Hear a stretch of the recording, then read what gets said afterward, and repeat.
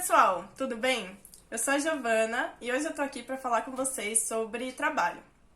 Trabalho é uma coisa que faz parte do nosso cotidiano, né? A gente vive no capitalismo e, feliz ou infelizmente, todo mundo precisa trabalhar para poder sobreviver. A gente leva boa parte da nossa juventude se preparando para trabalhar e depois passa quase a vida toda, quando não, a vida toda, trabalhando. Por isso, você com certeza conhece alguma mulher que trabalha. Talvez você que esteja me assistindo agora seja uma mulher que trabalha, né? Mas será que sempre foi assim? Bom, a resposta para isso pode ser sim ou não. Depende do grupo de mulheres que a gente estiver pensando. Sempre houve mulheres trabalhando. Se a gente pensar, por exemplo, nas mulheres do campo, elas sempre trabalhavam, por exemplo, com agricultura. Ou quando a gente pensa nas mulheres que foram escravizadas, para elas não houve opção. Elas trabalhavam porque para elas era imposta essa realidade. Depois da abolição, tiveram muitas mulheres trabalhando. Nas fábricas de tecido, por exemplo, elas eram maioria. E também havia mulheres que trabalhavam como professoras, doceiras, que lavavam roupa para fora, limpavam casa, esse tipo de coisa. E o que todas essas ocupações que eu falei agora têm em comum? É a ideia de que as mulheres são naturalmente aptas para algumas funções, principalmente as que envolvem o cuidado com a casa e o cuidado com as crianças. Por isso, por exemplo, a função de professora, porque tem um aspecto disso que é o aspecto de cuidar.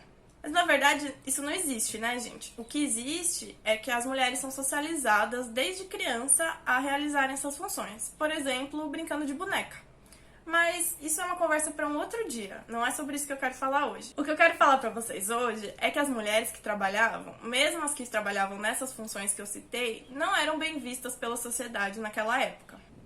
Naquele tempo, muita gente pensava que se as mulheres fossem trabalhar fora, elas iam abandonar a casa, o marido e principalmente os filhos. Como a República tinha sido instituída há pouco tempo, havia uma preocupação muito grande com essas crianças, que seriam os futuros cidadãos republicanos. E é claro que a criação dessas crianças dependia da mãe.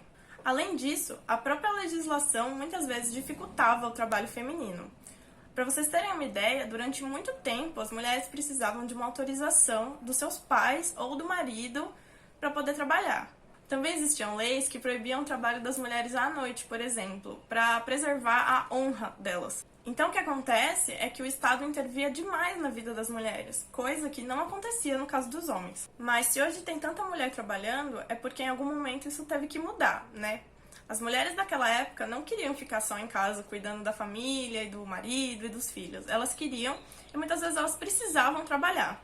Para isso, elas lutaram de diversas formas para serem inseridas no mercado de trabalho. Um dos poucos espaços que as mulheres encontravam para expor suas ideias sobre isso era a imprensa, especificamente a imprensa voltada para o público feminino.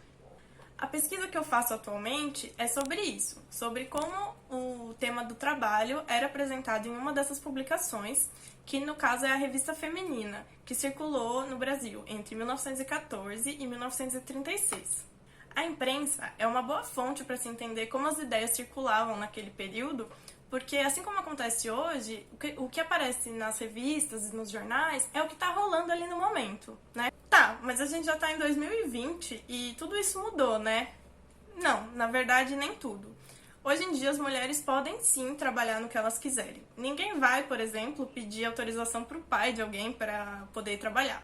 Mas as questões que a gente tem hoje em dia sobre isso são outras. As mulheres estão, de fato, ocupando os mesmos lugares que os homens? Quantas mulheres hoje são diretoras, donas, gerentes de uma empresa? Quantas artistas, cineastas, escritoras, artistas plásticas são hoje bem-sucedidas?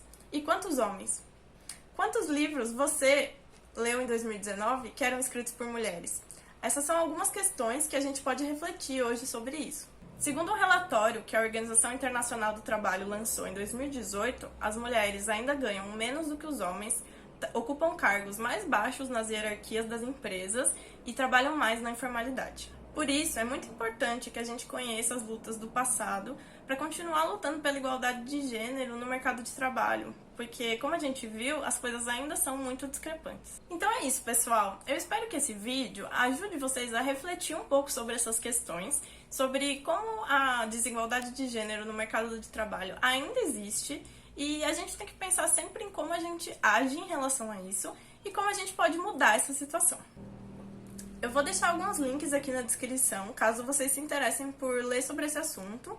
E se vocês tiverem alguma dúvida, vocês podem deixar aqui nos comentários que eu vou fazer o possível para responder.